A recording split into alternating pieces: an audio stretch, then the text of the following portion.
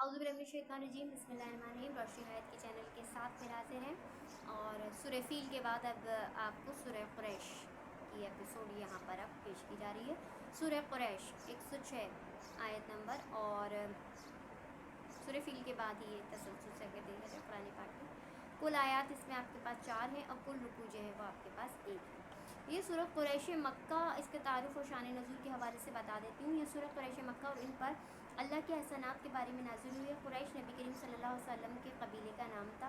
कुरैश के लोग हज़रत इस्माईल अलैहिस्सलाम की औलाद से थे। इस तरह बैतुल्लाह के इंतज़ामात संभालने की वजह से इन्हें पूरे अरब में इज़्ज़त और अमन हासिल था। इज़्ज़त और अमन से मतलब ये कि खाली इज़्ज़त ही नहीं थी, इनसे लोग झगड़ा करने से और जंग करने से भी डरते थे और एहतरामन जो है वो इनसे रहते कि नहीं ये अल्लाह ताला के घर की हिफाजत करते हैं। इनके तिजारती काफ़िले लूट मार से महफूज रहते थे। ये अल्लाह ताला पर इनका इनाम था, अल्लाह ताला का इन पर करम था कि महफूज रहते थे। अल्लाह सुब्हान ताला ने एक बहुत बड़े इलाके की तिजारती सरगर्मियाँ इनके हाथ में दे रखी थी।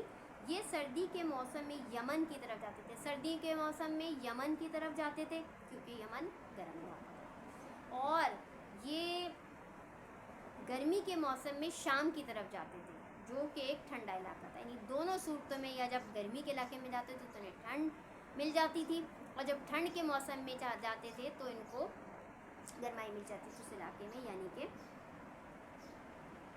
यमन की तरफ, और शाम जो है वो ठंडा इलाका था। इन अजीम नेमतों पर अल्लाह सुब्हानहू तआला ने इनके शुक्र करने और शिरक करने से बचने और अल्लाह की इबादत करने का हुक्म दिया। ठीक है, एक फरमान नबी सल्लल्लाहु अलैहि वसल्लम यहाँ पर ऐड कर देती हूँ। अल्लाह ने तमाम औलाद इस्माईल अलैहिस्सलाम में से कनाना को, और कनाना में से कुरैश को, और कुरैश में से बनी हाशिम को, और बनी हाशिम में से मुझे मुंतखब फरमाया है। नबी करीम सल्लल्लाहु अलैहि वसल्लम की ये हदीस मुबारक है। तो आप सोचिएगा अल्लाह ताला ने तमाम जो ख़ानदान नबी करीम सल्लल्लाहु अलैहि वसल्लम का मुंतखब करा, वो हज़रत आदम के बाद उनके बेटे शीश, और फिर उनसे बाद इब्राहीम अलैहिस्सलाम और उनके बेटे इस्माईल अलैहिस्सलाम, जिसे अल्लाह ताला ने इतना बड़ा रुतबा दिया कुर्बानी का जो ता क़यामत तक जारी रहेगा। फिर उनमें से अल्लाह ताला ने जो है कबीले और जो मुंतखब करे ख़ानदान, उनमें कनाना, फिर कनाना में से कुरैशी, आखिरी ख़ानदानों की बात है, वरना इसकी तफसीर बहुत लंबी है।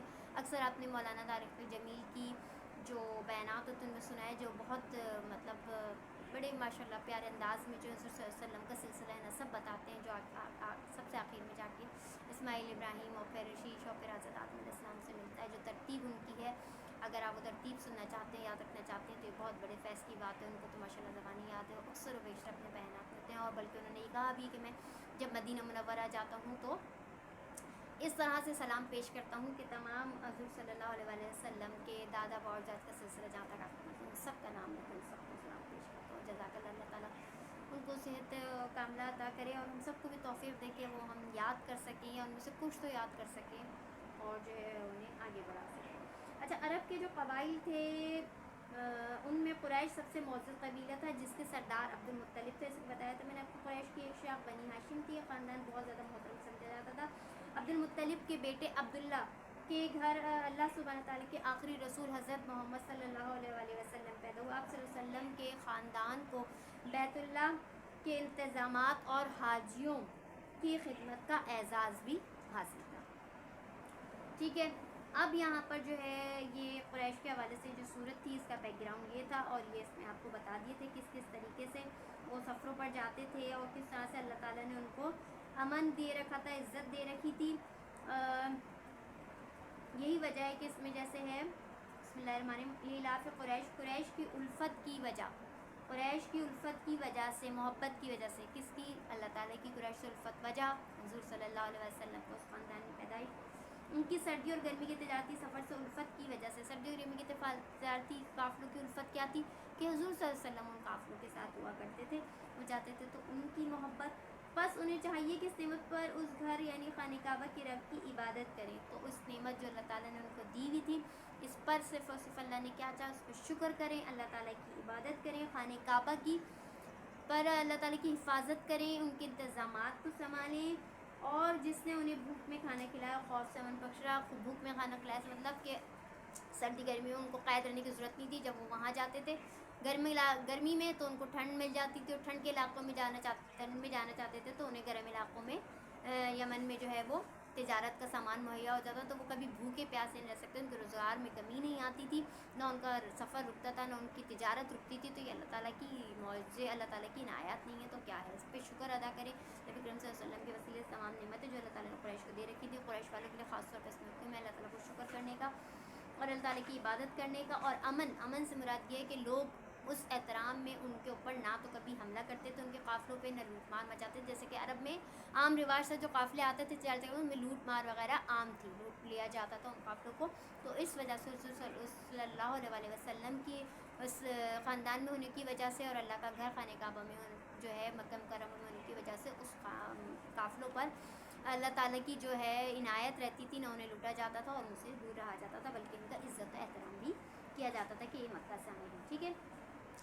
اب یہاں پر جو ہے آپ کو سوالات ہیں کہ عرب کے لوگ قبیلہ قریش کی کیوں عزت کرتے تھے، اللہ سبحانہ وتعالیٰ نے قریش کو کیا حکم دیا تھا، گرم اور سرد علاقے یمن کے اور شام کے اللہ تعالیٰ نے ان سے الفت کا ذکر کیوں کرا تھا، اور ان میں کیا خاص بات تھی کہ وہ تجارتی قافلے جو ہے وہ اللہ تعالیٰ کو ان سے محبت تھی، ان پر یہ عنایت کیوں تھی جب وہ تجارت کے لیے جاتے تھے، اور قریش پہ اللہ تعالیٰ کے انعامات کیا کیا ہیں. اس کے علاوہ ہمیں اللہ تعالیٰ کی سے کیا نصیحت ملتی ہے. ہمیں اللہ تعالیٰ کا اپنی تمام نعمتوں پر اللہ تعالیٰ کو شکر ادا کرنا چاہیے، جس طرح اس طرح اللہ تعالیٰ نے ہماری قوم پر نبی کریم صلی اللہ علیہ وسلم کے وسیلے سے بھی یہ چیزیں عنایت کر رکھی کہ ہم اللہ تعالیٰ کی عذاب سے، اللہ تعالیٰ کے پکڑ سے بہت زیادہ بچ جاتے ہیں، کیونکہ ہم نبی کریم صلی اللہ علیہ وسلم کی سنت کی امت میں سے. ہمیں اللہ تعالیٰ کا ہر وقت شکر ادا کرنا چاہیے. اور جزاک اللہ بالخیر. اس کے بعد جو سورہ شروع ہوگی سورۃ